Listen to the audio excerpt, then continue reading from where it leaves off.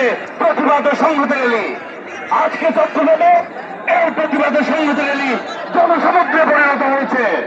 এখানে যদি ধর্মের বিষয় নয়, পৃথিবীতে এমন নৃশংসভাবে বৃদ্ধ, আবার বৃদ্ধ বনিতা, শিশু সহ যে নৃশংস হত্যাযজ্ঞ চালিয়েছে তারা, তার বিচার অবশ্যই জাতিসংঘকে করতে হবে, নিষিদ্ধ ঘোষণা করতে হবে। তাদেরকে অবশ্যই বিচারের আওতায় জেনোসাইডের বিচার করতে হবে।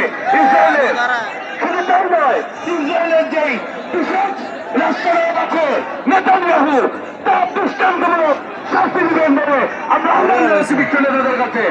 আজকে আমরা সুশৃঙ্খলভাবে শেষ পর্যন্ত সবাই সাথে থাকবেন। বাংলাদেশ জিন্দাবাদ, বাংলাদেশ জাতীয়তাবাদী দল জিন্দাবাদ।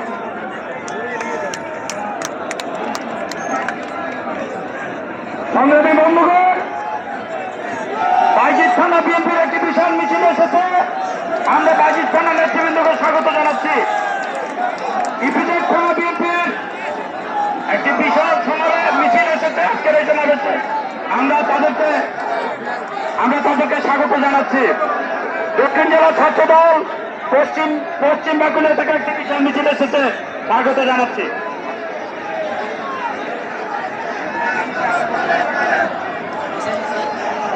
এখন বক্তব্য রাখার জন্য আহ্বান জানাচ্ছে বাংলাদেশ জাতীয়তাবাদী শ্রমিক দল চট্টগ্রাম বিভাগীয় সভাপতি জনাব এ এম নাজিমুদ্দিনকে।